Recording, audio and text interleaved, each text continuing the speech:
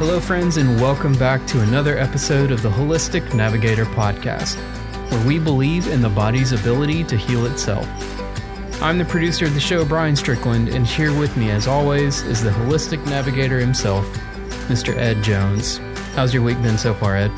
Thank you, my friend. So far, today was wonderful. I went out and flew a small plane, Piper 3190905, and got some good practice, and it clears the cobwebs out of my head to go fly a plane, because if you don't do it right, you die. Well, there's something to that, I suppose. Today's episode is all about keto. The keto diet has really just blown up over the last couple of years, and you can hardly go anywhere now without something being marketed as the newest and greatest thing that you need to succeed on your diet. And yes, the keto diet is a great way to lose weight quickly, but there are numerous other benefits to following a keto lifestyle. We want to help you succeed and give you some tricks and tips on how to make this a lasting change in your life. And I know you were really following these nutrition guidelines long before they were popular. So can you give us a brief introduction to the keto diet? What is it exactly and how does it work? Thank you, Brian. Yes, I have observed as probably more diets over my past 40 years that claimed to do all the things we all want, which is losing body fat, feeling better, aging slower, thinking more clearly. Most have certainly failed to live up to those expectations. However, I will make a prediction. The keto diet will be here for as long as we are here, because it's not a gimmick. It actually has been around since 1920, when it was invented to treat seizures in children. Yes, without even knowing the correct word for it, I started doing a diet long ago, somewhere my daughter's 29 actually today.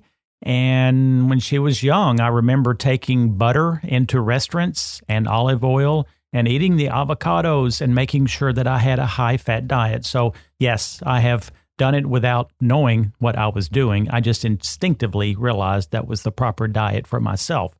But really, to make it really simple for people who have no real understanding, the keto diet is where we try to train the body to burn fat for fuel rather than glucose. And it is multiple reasons why we want to do that. But what I want to talk about first is, of course, burning fat for fuel is a very clean, efficient, and healthy way to reach our goals of losing body fat and feeling more energetic and not having cravings for what the American people have constantly, which is carbohydrates. So, there's a tremendous amount of confusion, though, surrounding the keto diet, because any of us who are, I would guess 30 years old or above, may remember the Atkins diet.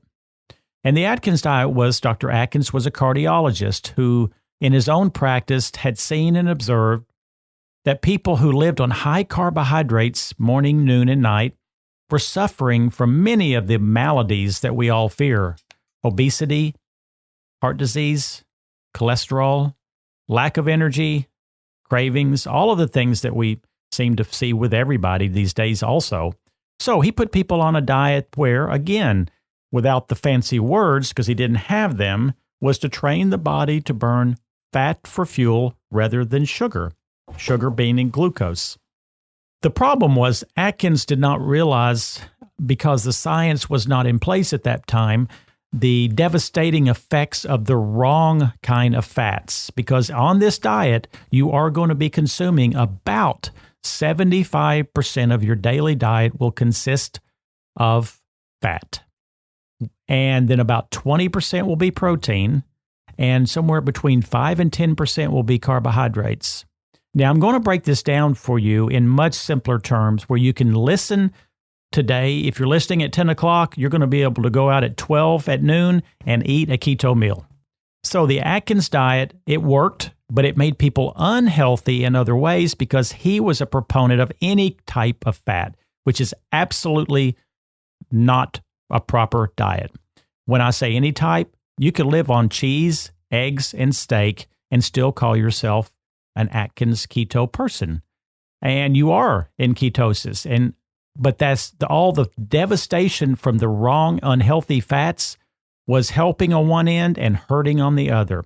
So the whole new research on this, which I will explain very clearly, is a different approach to this keto diet. Now, before I move into the details of this, what is a keto?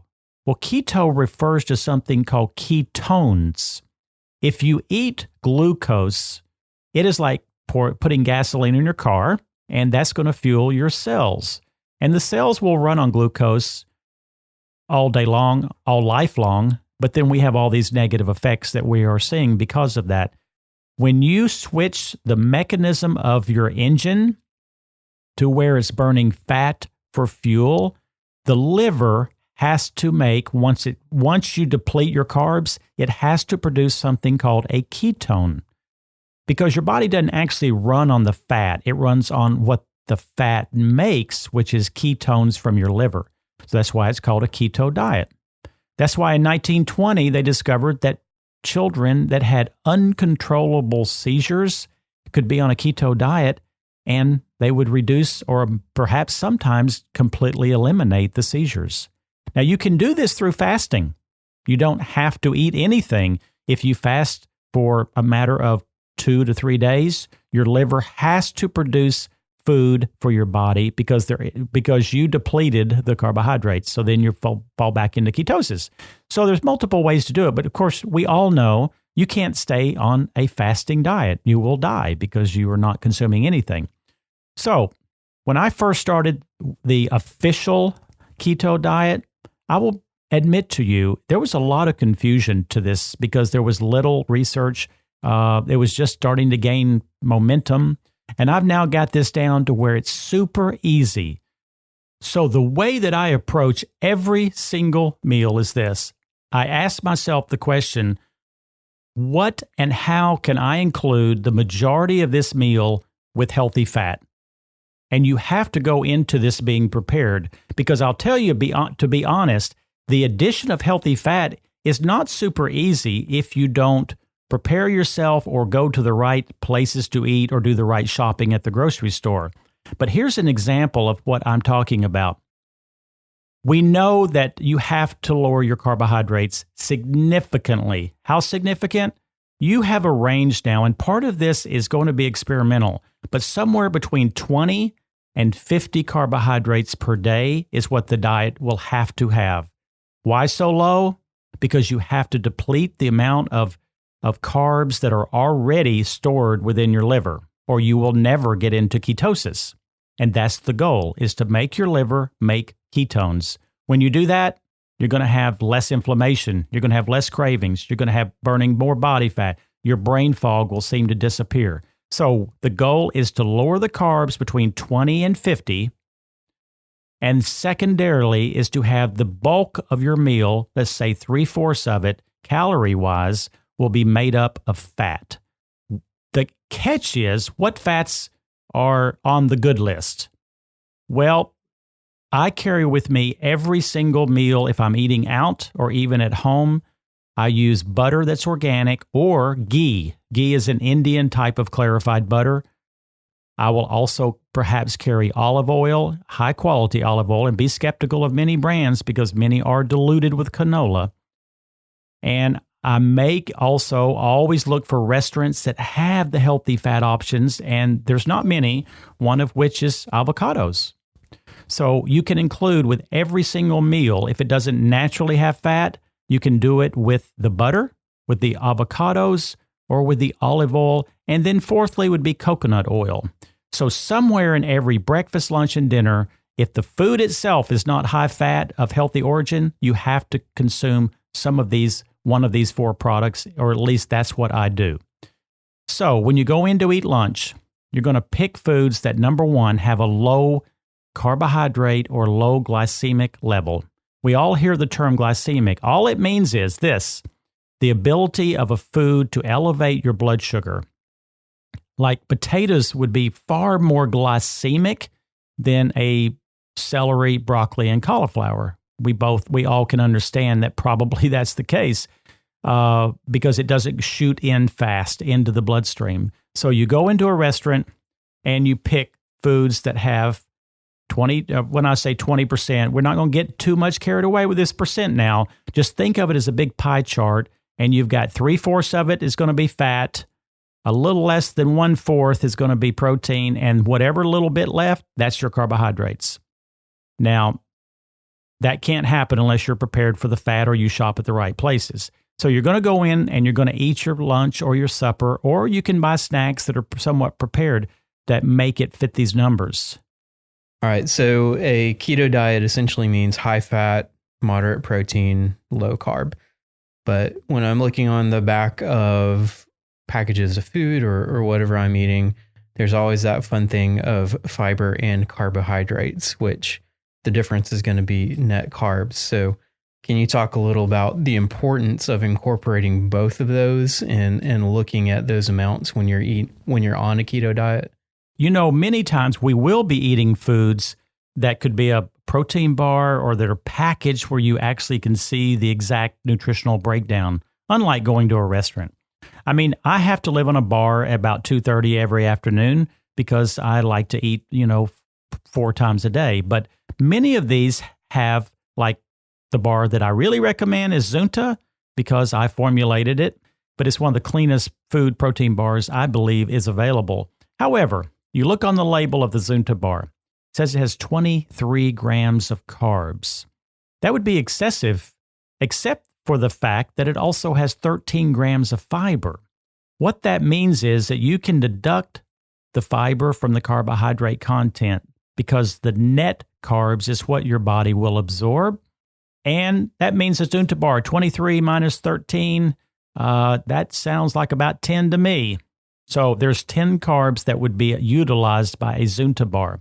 The thing about a Zunta bar and any bar that meets these needs is it's quite filling. And so that's going to be almost a half meal that you could easily incorporate, especially if you live under the guidelines of 40 carbs per day. That still gives you some room to, manipulate that.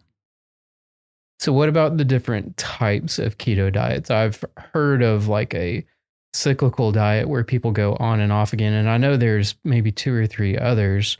Do you have any recommendations for people that are wanting to start this in the different types? When you listen to me speak on this, I am not trying to give you a whole education from A to Z. What I want people to understand is what I have observed, what I've personally used, and really get down to the nitty gritty, because you could study for 25 hours the keto diet this week alone and still not really make your mind up. Yes, there are about 8 different types of keto diet. I mean, there's the standard, there's the modified, there's a targeted, there's the restricted, there's the high protein. We don't need to get into all of the names. What it truly boils down to is really the redistribution of how maybe the carbs would be a little more, a little less. Now, you asked earlier about the cycling. That's not a type of diet, but the cycling of keto means that you go on and off of it, or you change the numbers at a certain point. And again, I will repeat, experimenting with this for your genetics and your physical chemistry is the only way you will know. There is not a standard one-size-fits-all keto diet. But I can tell you that if you will get to the percentages of about 3/4 of your meal is healthy fat, about 1/4 is protein, and about 5 to 10% is carbs, which I know that's more than 100%, but somewhere close to that, you will deplete the glucose, which is the glycogen. You will then start burning fat for fuel. Now, I want to cover, and I know you'll ask me about, the precautions that come up with that, which you need to know about. But when you get into the diet, I am a huge fan of cycling. That means that every Sunday I go off of it. I do it 6 days a week, and on Sunday I usually have pizza because one is I feel better. The body does not like doing the same exact thing every single day, every week, every month.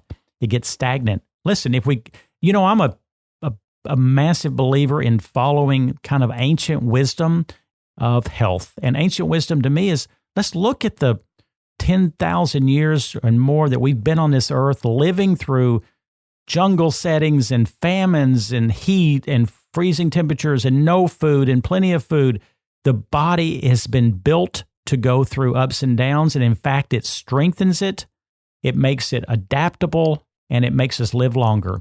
If you think about all the people you see on TV that survived the Nazi Holocaust, many of these people basically sometimes didn't eat for days or weeks. They may have had roaches to eat, very tiny amounts of food. Look at how many of those actually grew into their 90s.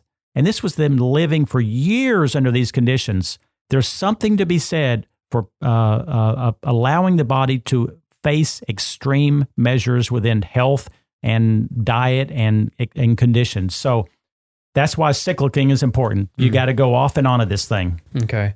So before we move on, let's just review the bare basic guidelines to a keto diet, and that is a high-fat diet, but healthy fats. You can't just eat pepperoni and ranch dressing all day long and expect to be healthy.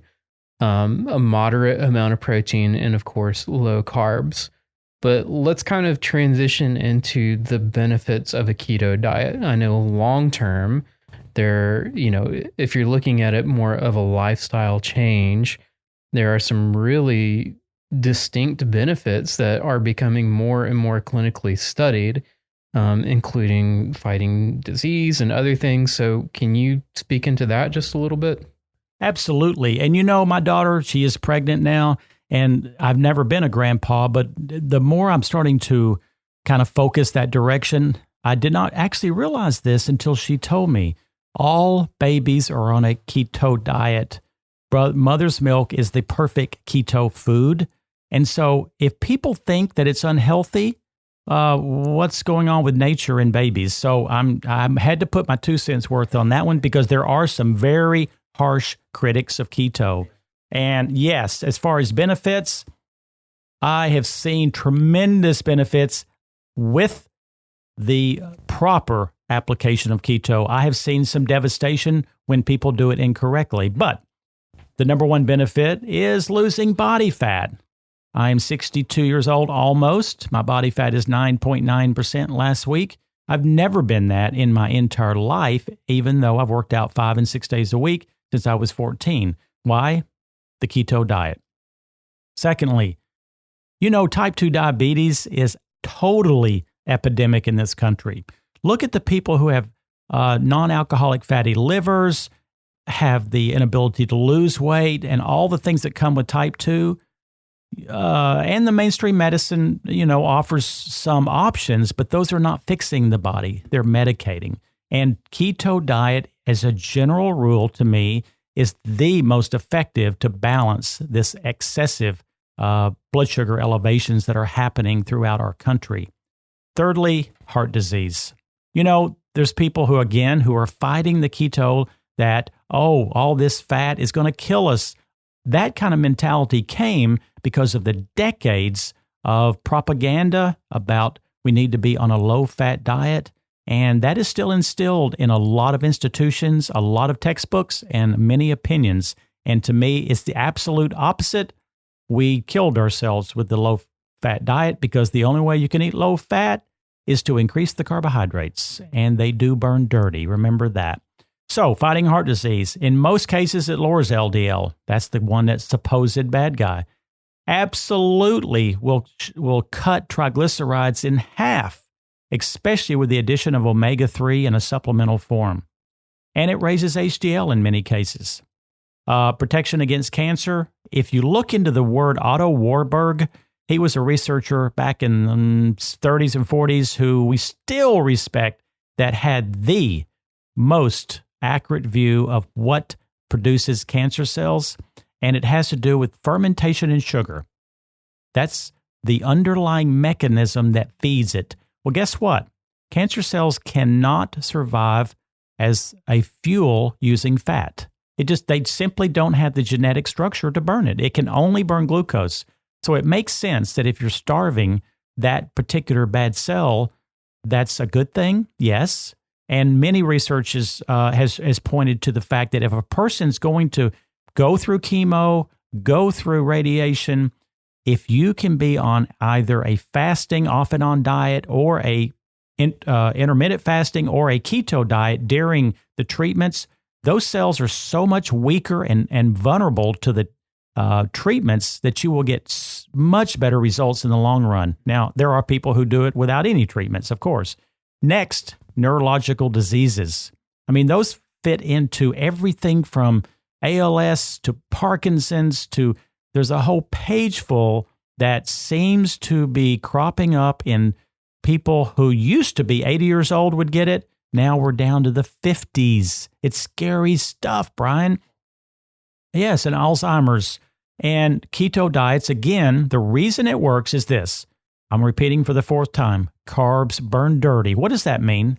Well, in every cell, there's something called mitochondria. That is the energy, that's the kind of factory within a cell that makes it make energy. When you deplete that through damage, basically like if I threw enough darts into you, Brian, at first it's going to be modest damage, but the more I throw into you, you eventually would probably die because even though the dart's not a big needle and you're only going to bleed a little, if you have hundreds of these over a period of a short time or long period of time, you will suffer and end up not being able to function. That's what happens when you're on a fuel that burns dirty because the mitochondria is what burns the dirty fuel. Well, fats burn clean.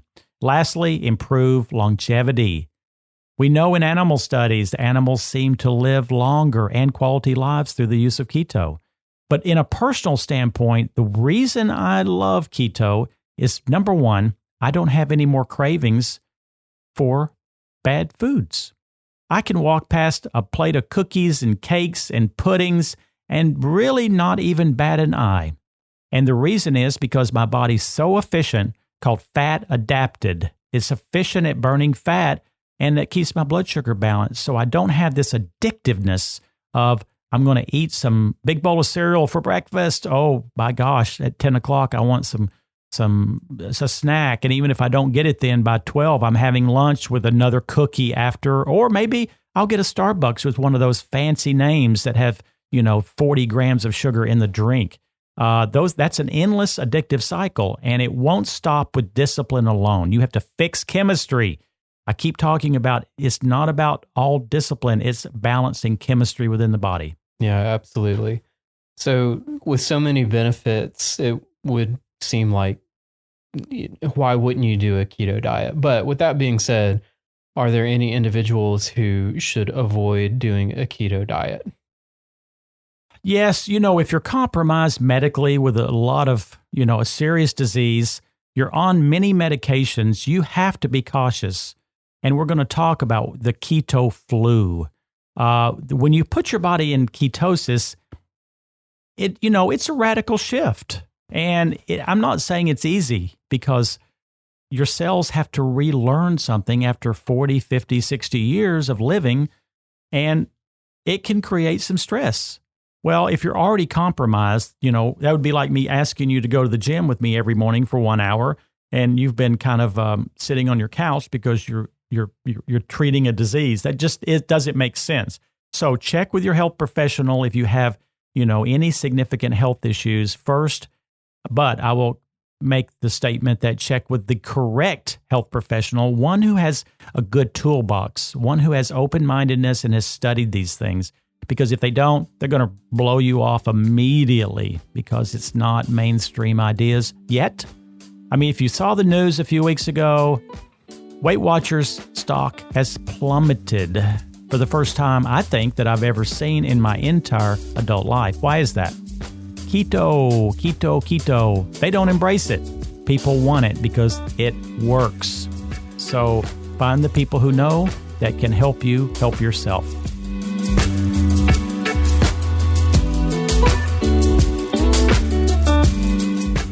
We wanted to pause just for a quick moment and tell you about our sponsor this week. This episode is brought to you by Silver Biotics, creators of Silver Soul technology. Silver Biotics takes colloidal silver to a new level by providing superior products proven safe and effective through hundreds of reports and studies. It's the only silver technology proven safe through human ingestion studies, giving you peace of mind. Whether you're looking for wound care, immune support, or skin care, Silver Biotics' wide range of clinically studied products can help you stay healthy. Silver Biotics. Strong support. Strong body. Silver strong.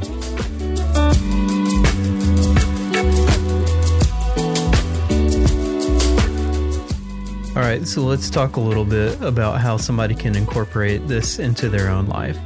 If I'm coming from little to no background of how to eat healthy, quote unquote, and I'm wanting to make some significant changes in my own life, what recommendations would you have? Because I know when you're starting a keto diet from scratch, it can be a little traumatic to the body. So are there ways to overcome that, or what would you tell people? If you use a tracker and you really want to look up numbers, and I think you need to do that initially, just so if you don't have an idea of like how much carbs does a quarter cup of rice have? If you don't have some of these ideas, you need to. And because you got to stay at, no more than 50 carbs. If you are at 40 to 50 carbs, it will be gentle. If you are at 20 carbs, it might be more of a challenge for you to do this. The upside to being at 20 is you're going to deplete your carbs quicker, you're going to lose more fat, and you're going to become what we call fat adapted far quicker than if you do it slower. It's almost like pulling the Band-Aid off all at once. Now, I'm not a huge fan of the 20 carb a day diet because I want to feel decent. I don't want to have, this keto flu, which feels like the flu. You have bad breath, you get constipated, you sometimes don't have an appetite, you feel lethargic, you might have muscle pains. Half the reason that happens is, and you won't read this very often, is because you lack salt. Now, when I say salt, I don't mean Morton's junky grocery store salt. I mean something like Himalayan, Celtic, or real salt, something of that nature. Now, I take salt capsules because I don't want to acquire a taste for the sodium. I like foods that are where I can just taste the food themselves, and I know if I keep salting it, I'm going to miss that if I don't have it. So I do several salt capsules per day to ensure that I don't get a keto flu if I slip into that 20 to 30 carb range. What's the benefit from supplementing with salt at that point? Well, the problem is when you get close to ketosis, you are manipulating a system of the body that has to do with insulin. And the fact that when you start lowering all of these insulin numbers, at the same time, the body tends to excrete the sodium because of the process of ketosis. And so it's just a natural progression that when you lack the sodium, the sodium-potassium pump, which is in every cell, becomes dysfunctional. And it's so easy. Now, medically, if you think you're sensitive to sodium because of blood pressure, which is really a myth in about 75% of people, only 25% had sensitivities, even though it's the dogma of the old days still is around. But figure that out. And again, use the quality salt. And you don't have to keep doing it. Once you get through this first month, you should be fine, most likely, without it. Constipation is an issue. We help that with making a guarantee in your life that you're going to drink about 64 ounces of water. And you do it in small doses throughout the day, not trying to drink half of it in the morning and half in the evening. And then you might have to use a slight laxative. I hate laxatives, and we did do a podcast on constipation, Brian. So anyone who's chronically constipated, please listen to what I said about Miralax and not using it. But Cascara sagrada, Triphala, there's many options that are non-addictive for people who have slow elimination. Would sipping bone broth or chicken stock or, something to that effect be helpful as well? It will be helpful to your health and your gut lining. It's not going to make or break a keto diet, but it's part of what you could do. Now, the piece of paper that I love to give to clients when they say, I still don't have an idea of what foods to eat, is there not a simple list? And you know what? I found a list that I love. Not everyone does. I was in Anaheim, California last year, and I was blessed to spend some time with Dave Asprey of the Bulletproof Company. He's a dynamic individual. Of course, he has a podcast that has been around a long, long time, and he is all about body hacking. But he produced a paper that lists all of the foods that I live off of, and I live off this list. And it's called, if you Google it, the Bulletproof Diet Roadmap. And he's going to list on here three different categories of food: a green called bulletproof, a yellow which is mid-range, and a red which is toxic. If you live off the green, which is categorized under beverages, veggies, oils, nuts, dairy, protein, starch, fruit, spices, sweeteners, and cooking, you will absolutely be able to live on a keto diet with very simple effort. All you got to do is look at your list. Okay, so yeah, your body can go through some pretty significant changes when you're starting the keto diet. But I think one of the biggest questions that people have is, how can I actually know that I'm in ketosis? And I know there are multiple different ways of testing, but some of them are fairly inaccurate. So do you have any recommendations on what is cost effective and accurate? Absolutely, Brian. First off, to make it very clear, in my opinion, the urine test strips are relatively worthless. Secondarily, the breath machines, it seems that the only ones that are relatively accurate are the higher price versions, but the gold standard is still pricking your finger. And so if you're going to invest to find out if you're in official ketosis, do the blood testing kits and nothing else. Once you get experience with being in ketosis, you're going to know pretty well that you are. And in fact, after a while, you're not even going to know you are, because it's so normal that you will only know when you're out of ketosis. So it's kind of a strange thing as time goes on, but it's not that difficult to manage, because you're going to have these intuitive feelings after, I'd say, a month of truly experimenting, if you get to a point of, again, being fat adapted. What does that mean? It means that your body's very efficient at running on fat for fuel. That will not happen the first week. It's going to take several weeks. And again, if you do very low carb, 20 grams, you're going to get there faster, but then you have more risk of the keto flu. Now, one thing I do, which is I live on a diet most of the time, which probably focuses on 50 grams of carbs. Again, I work out very hard 6 days a week.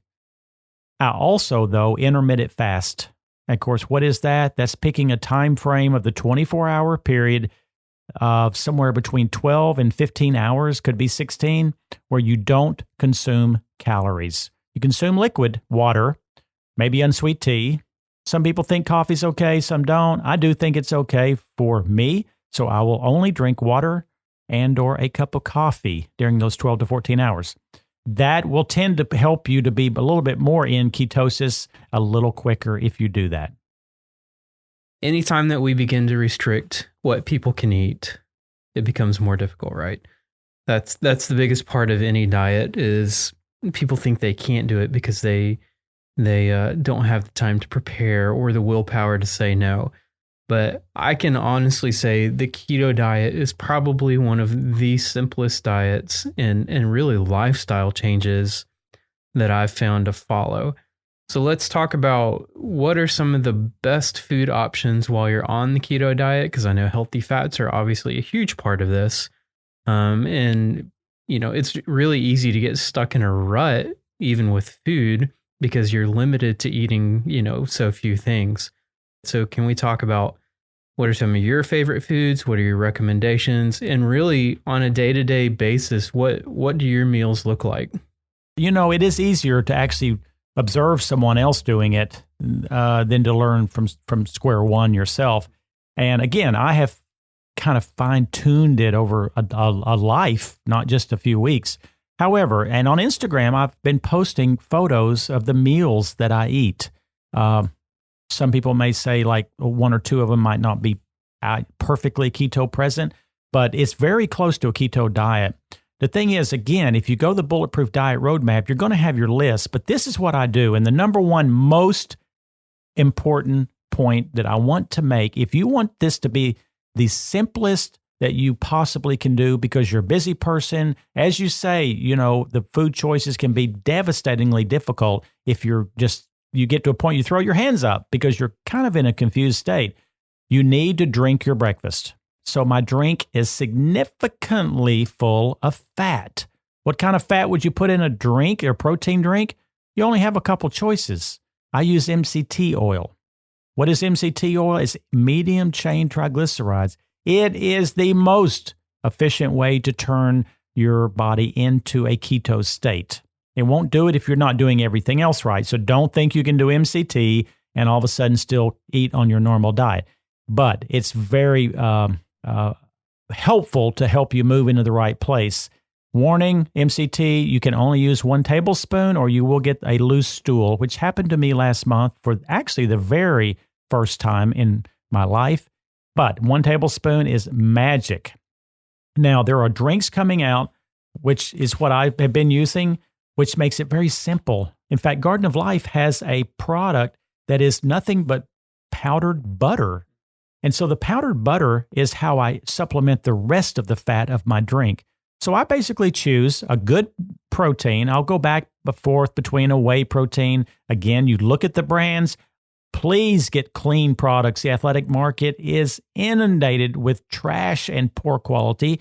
And you got to watch what you're doing. But get grass-fed products, grass-fed whey protein. Or if you don't, you can get the pea proteins, the vegetarian base. The key is, again, looking at the carbohydrate level. It needs to be under 3 or 4. There's no need to give yourself carbs in a drink because it's using up your budget, and you want that for food, not for your drink. So pick a good protein, do about 20 grams a day. Usually that's 1 scoop.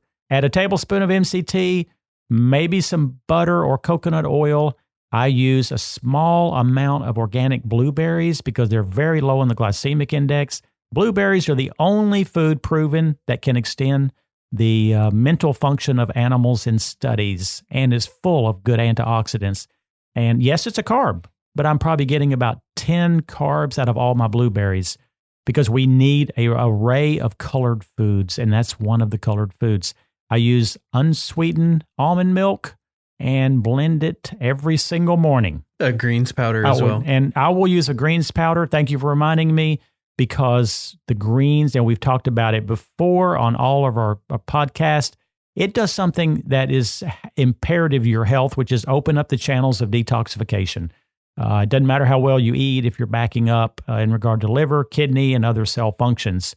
So when I add all of that up, I've got about maybe 15 carbs on a big day. I can get them down to about 12 if I really watch it. And so that still gives me a good 35 carbs to eat the rest of the day. And these are very low glycemic. So that takes care of the one meal. Then you're going to eat 2 other meals, and then you're going to probably have 1 snack. So the snack is easy. 5 years ago, there wasn't any bars. I like the Buffet bar. There are plenty of bars that are actually like the one I have in my hand here called Just the Cheese. And, they have no carbs, and they're very filling, taste great, and are easily found in many of the better nutrition stores around. And, of course, the Zunta bar, which I like the chocolate version the best, very filling and very easy to digest. So if we get the breakfast drink out of the way, you can do this in literally 5 minutes, be in and out the door. You're full. I drink mine at 5:25 every morning. I am hungry by 11:30, but I should be. I went to the gym. I've done this. I've done that. I've worked. Well, that's pretty dang good. And then I'll eat the keto meal. You know what, Brian? I go to Jason's Deli probably 3 times a week. They have organic spinach on salad bar. So this is what I do. I get a ton of organic spinach.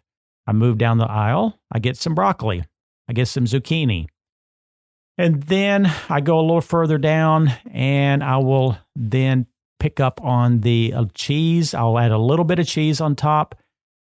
And they have a very high quality olive oil. So that's one of the few places I don't have to take my oils in. I will inundate that salad with that olive oil. It will be dripping.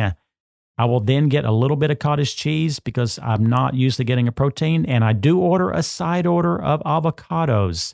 And then I will put some walnuts on top. That is a perfect keto meal. You've got actually about 15% protein instead of 20. And then you've got the rest is fat and totally low glycemic carbs. So that takes care of my lunch. Then I'll have a Zunta bar at 2:30. I'll have a supper, which will be more heavily laced with protein. And this is a concern and warning.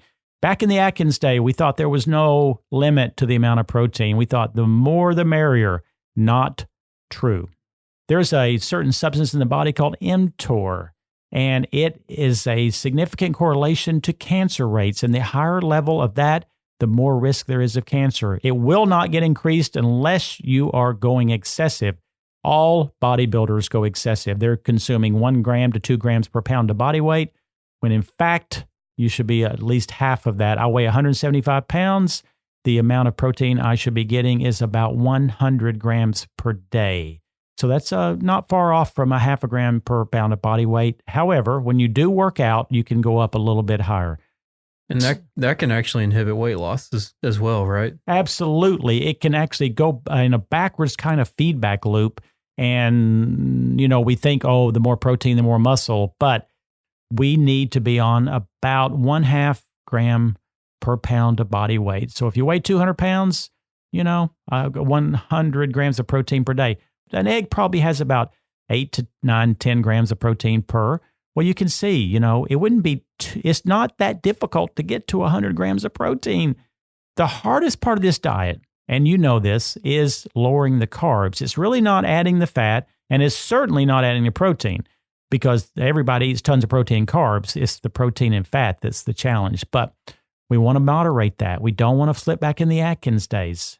One last point is, I know this because I'm spent my life talking to people about health. There is the biggest myth, I think, that is pervasive across every conversation. Fruits are healthy. No, they're not. No, they're not. Fruits are nothing but a well-packaged, pretty piece of junk food in most cases. We need to get over this myth that they're a healthy food. They're just a way that we can fool ourselves into a dessert. Now, saying that, there are certain fruits that have a really, really big pluses because they are full of nutrients. That isn't your orange juice in the morning. That isn't most of the fruits you're going to pick up. But they do, the ones that fall into this class of superfoods are only fruits like berries, blackberries, cranberries, lemons and raspberries and blueberries. And those are the ones that have the super health-giving benefits. Now, avocado is listed as a fruit, and coconut is also, and grapefruit. But anything below that starts lessening the positive effects. And when you get down to the fruits of things like raisins, jams, jellies, cantaloupe, watermelon. I'm sorry, watermelon. I know we all love it. And you know what? It's a special treat. That's what you do. But stay with the berries. Stay with the berries. They're the ones who are magically powerful to prevent disease. They're not going to help your keto diet. This isn't all about losing weight. It's about living a long time. Yeah, absolutely. So lastly, let's briefly discuss some key supplements that may be helpful for people who are either starting keto or are really well into their diet. Are there any keto-specific supplements that you would recommend for people to either help alleviate some of the symptoms associated with keto, or that may provide some key nutrients that are required on the keto diet? And what are some of the things to look for when choosing these supplements? I have an unusual probably response to that. I don't think you have to purchase one single nutrient to be effective at a keto lifestyle. However, there are just a few that can help you to perhaps move quicker into ketosis. And of course, as we spoke about, using the whole unprocessed salts like Celtic, Himalayan, or real salt is very helpful. I really, really believe you should be doing 2 to 4 of these capsules per day, or the equivalent of a serving. Now, MCT, you would call that a supplement. That is, to me, the number one most important that you do, because it's going to turn on your fat metabolizing power within your system, and it helps the brain to function. Do you know the brain absolutely loves to burn ketones for fuel? That's why when you're on a ketosis diet and you finally get stable, you think so much more clear. You remember things. You can study and actually have recall. I'm telling you guys and girls, this is the truth, but you got to get through the first initial stages. And then we have products marketed all over the place called ketones.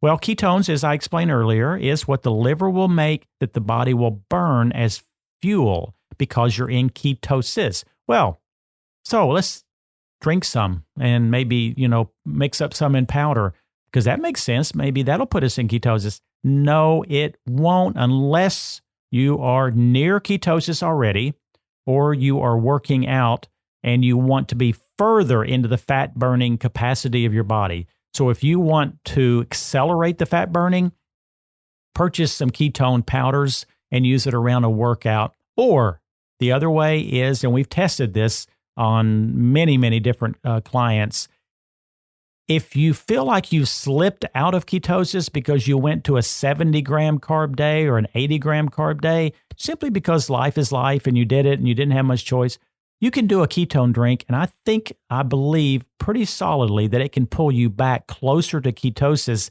even though you did some excess carbs. You cannot be at a pizza level and expect to do a ketone and pull you back. But you can be at a maybe 80 gram per day level and it might pull you back in. And they're, they're not cheap, but they're certainly safe and I think they're an option. And, as far as we've talked about this before, the core 5 supplements, despite the fact that we're speaking about keto, really and truly, the underlying message of everything that I preach and speak about is long-term health. So simply because we're burning body fat and we're thinking clearly, that doesn't negate the importance of a full range of other nutrients. The nutrients won't help your keto. It just helps you maybe live longer. I don't know if that's important or not, and maybe reduce diseases, which are omega-3s, green drinks, probiotics, a multivitamin, and then vitamin D. Again, vitamin D to me is the most important nutrient that we can take in our bodies. How much do you need? Heck, I don't know. That's why we have under products under the Holistic Navigator, direct labs. You need a blood test, and you need it to be above 50 on a blood test if you want optimal health. So you do a dose, about 5,000 units. You do it for 2 to 4 months. You do a blood test. If it's not at 50, you keep going up until you get to 50. Okay, Brian, I hope that I've answered enough questions and given enough information that you and anyone else can start this diet today. I want to also tell you, instead of Googling how to do keto, what is keto, I have trusted sources because I study constantly and I want to do the homework for everyone so you don't have to waste your time. So these are the 3 people that I would highly recommend if you want to become very much more educated on the details. Ben Bikman, Bikman, Google him. Mark Sisson, who I love to death because he's similar to me. He's about my age. He works out like a crazy man. And when you hear his story, it's similar to mine about the fact that he worked out harder than any person can, but yet he could not get to the level of body fat, physique, strength, endurance that he wanted until he embraced keto. So Mark Sisson, Sisson, and then Dominic D'Agostino, spelled D'Agostino. He's probably the most credentialed of anyone, and I've listened to him for hours explain about disease processes and all of the other aspects of why we might want to be on a keto diet. And again, I live in a keto lifestyle. I don't say diet, I say keto lifestyle. And it's so freaking easy, and I highly encourage all of you who want optimal health to learn the basics as I have taught today and try this diet for 6 weeks. If it doesn't work for you, that doesn't mean that you can't be healthy. There's plenty of ways to eat on other avenues and try to put it together. I just feel like personally the keto lifestyle is the one for longevity. All right, everyone. That's it for this week's episode. We hope that you have learned some useful wellness tips that you can make a part of your life. Thank you so much for listening, and until next week, I'm Ed Jones. And remember, if a doctor cannot do good, he must be kept from doing harm. Have a great and healthy day, everyone.